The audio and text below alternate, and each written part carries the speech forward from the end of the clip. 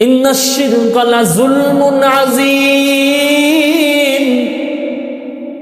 লোকমান আলাইহিস সালাম বললেন, শিরিক করো সবচেয়ে বড় গুনাহ, শিরিক করো সবচেয়ে মারাত্মক গুনাহ। এই জন্য বান্দা শিরিক করা যাবে না, শিরিক মুক্ত ইবাদত করতে হবে। আজকে দেখা যায় মাজারের মধ্যে যায় মানুষটা, মাজারে গেলেন, জিয়ারতে গেলেন, বাবা মাজারে জিয়ারতে যাওয়ার পরে দেখা যায় মাজারের মধ্যে সিজদা দেয়, মাজারের মধ্যে কাপড় পেঁচায় দেয়, মাজারের মধ্যে মানুষ করে ছাগল দেওয়া লাগে বাবা খাওয়ার জন্য। বাবা মৃত্যুবরণ করছে, আজকে অনেকদিন হয়ে গেছে, বাবাকে খাওয়ার করো না, কিন্তু বাবাকে দিয়ে রেড করে বাবাকে দিয়ে আসে শিরিক করে। মোহতারাম হাজরিন, সন্তান চাওয়ার মালিক, সন্তান দেওয়ার মালিক একমাত্র আল্লাহ। কোন বাবা সন্তান দিতে পারে না, জন্য মাজারের কাছে চাওয়া যাবে না। মাজারের কাছে চাওয়া শিরিক, মাজারের কাছে চাওয়া শিরিক, বাবার কাছে চাওয়া শিরিক, দুনিয়ার কোনো মানুষের কাছে চাওয়া শিরিক। শিরিক মুক্ত ইবাদত লাগবে। যদি আপনার ইবাদতের মধ্যে শিরিক থাকবে, সেই ইবাদত আল্লাহর দরবারে কবুল হবে না। এজন্য লোকমান আলাইহিস সালাম বললেন, লা তুশরিক বিল্লাহ ইন্নাশ শিরকা লাযুলমুন আযীম। এটা সন্তানকে আপনি শিক্ষা দিবেন। এই বাচ্চু, এ বাবা, এ বাবু, তুমি বান্দার কাছে চাইবা না, আল্লাহর কাছে চাইবা। কার কাছে চাইবা? আল্লাহর কাছে চাইবা। মুহতারাম হাজরিন, কাজা কুতুবউদ্দিন বখতিয়ার কাকির ঘটনা মনে পড়ে গেল। কুতুবউদ্দিন বখতিয়ার কাকি ছোট্ট অবস্থায় নুরানি মাদ্রাসার মধ্যে ভর্তি করা দেয়। নুরানি মাদ্রাসার মধ্যে হুজুররা শিক্ষা দেয়, ইয়া আইয়ুহাল্লাযীনা আমানুস্তাঈনু বিস-সাবরি ওয়াস-সালাহ ইন্নাল্লাহা মা'আস-সাবিরিন। কুরআনে কারীমের আয়াতে কারীমার মধ্যে আল্লাহ সুবহানাহু ওয়া তাআলা বলেন, তোমরা নামাজ এবং সবর দিয়ে আমি আল্লাহর কাছে চাও। ছোট বাচ্চা কাজা কুতুবউদ্দিন বখতিয়ার কাকি ছোট্ট অবস্থায় নুরানি মাদ্রাসার মধ্যে পড়ালেখা করতেছেন। ওস্তাদরা শিক্ষা দিয়েছেন, এ ছাত্র ভাইরা, তোমরা নাস্তা যদি প্রয়োজন হয়, চায়ের যদি প্রয়োজন হয়, রুটির যদি প্রয়োজন হয়, কোনো বান্দার কাছে চাইবা না, তোমার মায়ের কাছে চাইবা না। মায়ের কাছে চাওয়ার আগে আল্লাহর কাছে চাইবা। কার কাছে চাইবা? আল্লাহর কাছে চাইবা আগে। এই শিক্ষা দিলেন কুতুবউদ্দিন বখতিয়ার কাকি ছোট্ট অবস্থায়। এই শিক্ষা পেয়ে একদিন টিফিন ছুটির মধ্যে বাসায় গেলেন। নুরানি মাদ্রাসায় ভর্তিতে 10:30টার সময় যখন টিফিন ছুটি দেয়, কুতুবউদ্দিন বখতিয়ার কাকি বাসায় গেলেন। বাসায় গিয়ে দরজার মধ্যে টকটকে আওয়াজ দিলেন। টকটকে যখন আওয়াজ দেয়, দরজার ভিতর থেকে কোনো আওয়াজ আসতেছে না, বাসার মধ্যে কেউ নাই। দেখতেছে বাহিরে চাবি লটকানো, চাবি নিয়ে দরজা খুললেন। দরজা খুলে বাসায় ঢুকলেন। বাসায় ঢোকার পর টিফিন ছুটি নাস্তা করতে গেছে। বাসায় ঢোকার পর কাজা কুতুবউদ্দিন বখতিয়ার কাকি যায় নামাজ নিয়া 2 রাকাত নামাজ পড়ে আল্লাহর দরবারে দোয়া করে বলেন, আল্লাহ, ওগো মালিক আমার, এই বাসার মধ্যে আমার মা নাই, বাবা নাই, কে রুটি দেবে আমাকে, কে চা দেবে, কে চানাচুর দেবে, কে মিষ্টি দেবে, কে নুরফল দেবে? আল্লাহ, তুমি আমার জন্য মুঠোচের ব্যবস্থা করো। আল্লাহ, তুমি আমার জন্য কলার ব্যবস্থা করো। আল্লাহ, তুমি আমার জন্য বিস্কুটের ব্যবস্থা করো। আল্লাহ, তুমি আমার জন্য সেমাইয়ের ব্যবস্থা করো। আল্লাহ, তুমি আমার জন্য নাস্তার ব্যবস্থা করো। আল্লাহ, তুমি আমার জন্য নাস্তার ব্যবস্থা করো। এই বলে বলে আল্লাহর দরবারে দোয়া করলেন। আল্লাহ দরবারে যখন দোয়া করেছেন, কুতুবউদ্দিন বখতিয়ার কাকি মোনাজাত শেষে নাস্তার টেবিলে গেলেন। নাস্তা উপস্থিত, নাস্তা খাইলেন। নাস্তাকে আবার মাদ্রাসার মধ্যে চলে গেলেন। আসরের সময় যখন মাদ্রাসা থেকে যখন বাসায় আসলেন, মা জিজ্ঞেস করেন, সন্তান, তুমি টিফিন ছুটির মধ্যে কোথায় ছিলা? এ সন্তান, তুমি কি নাস্তা করছিলা? কি করছো তুমি? কাজা কুতুবউদ্দিন বখতিয়ার কাকি বলে, মা, টিফিন ছুটি যখন দেই, আমি টিফিন ছুটির সময় বাসায় আসলাম।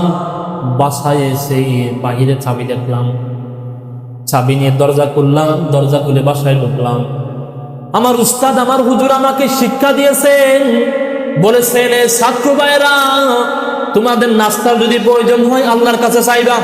কার কাছে চাইবা? আওয়াজ দিয়া বলেন, আল্লাহর কাছে চাইবা। 2 রাকাত নামাজ পড়বা, সবর করবা, ধৈর্য ধারণ করবা।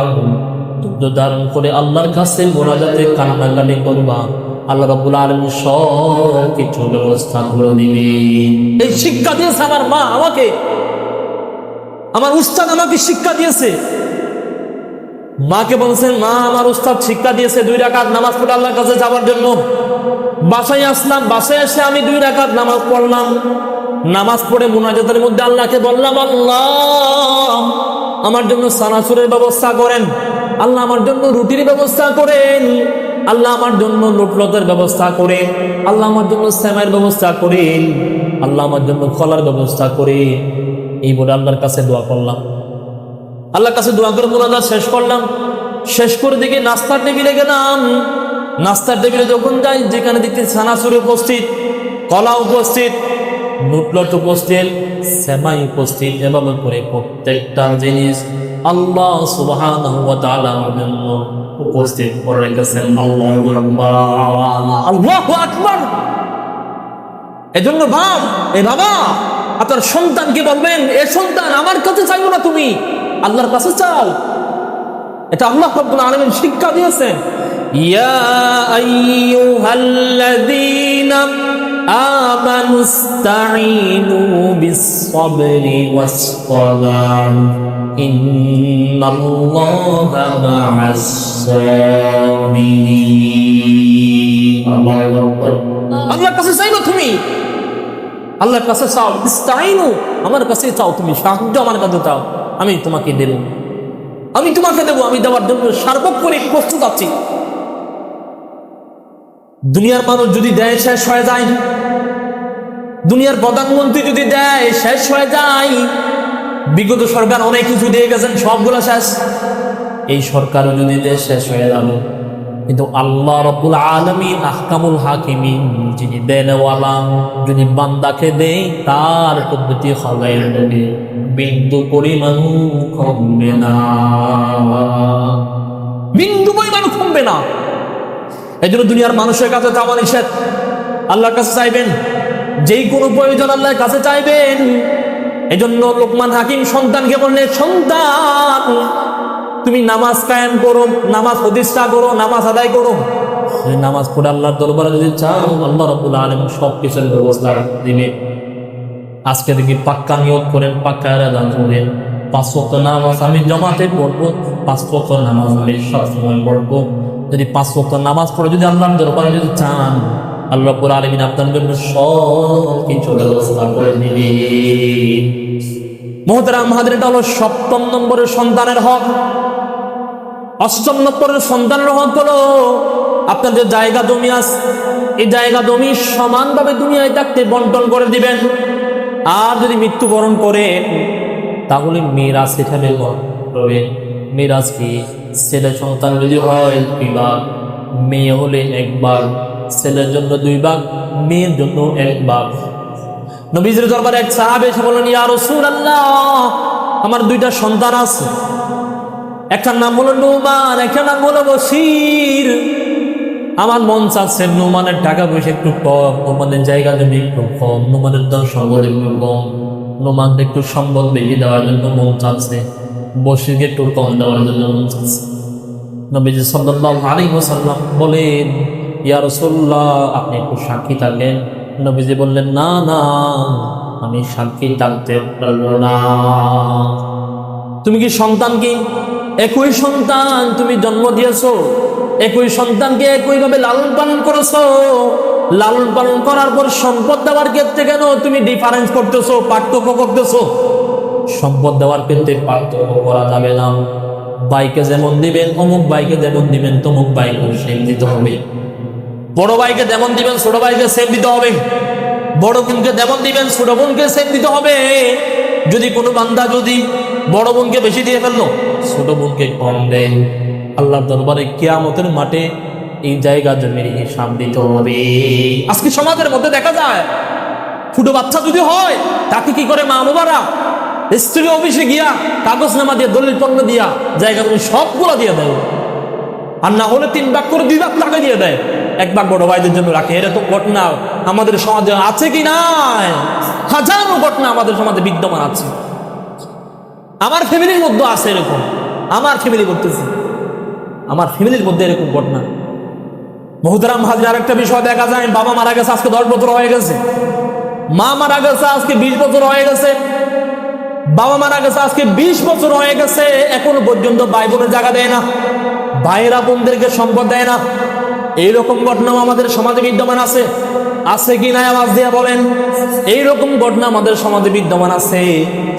মুহতারাম হাজিরের জন্য বলতেছি, এগুলো আপনার কাছ থেকে সন্তান পাইলে আপনি জীবিত থাকতে সন্তানকে দিয়ে দেন। আরেকটা বিষয় হলো, সন্তানদেরকে যখন জীবিত থাকা অবস্থায় দিয়ে দেয়, এই সন্তান আর মা বাবাকে চায় না। এই জন্য বিশ্বনবী হাদিসের মধ্যে বলেন, ক্বালান নবী সাল্লাল্লাহু আলাইহি ওয়া আলিহি ওয়াসাল্লাম, আল কাবাইরুল ইশরাকু বিল্লাহ ওয়া উকুকুল ওয়ালিদাইন। আল্লাহ নবী বলেন, আকবারুল কাবাইরের মধ্যে 2 নম্বর গুনাহ হলো মা বাবার অবাধ্য হওয়া। আজকে আপনাকে সন্তানকে জায়গা জমি দিয়ে দিছে, কিন্তু আপনি মা বাবাকে দেখতেছেন না, মা বাবা রেখে আছেন বৃদ্ধাশ্রমে। এইরকম বন্যা যদি হয়ে থাকে তাহলে আপনি শিরিক করলেন, তাহলে আকবারুল কাবায়ের কবিরা গুনাহ করলেন। এই কবিরা গুনাহ তওবা ছাড়া মাফ হবে না।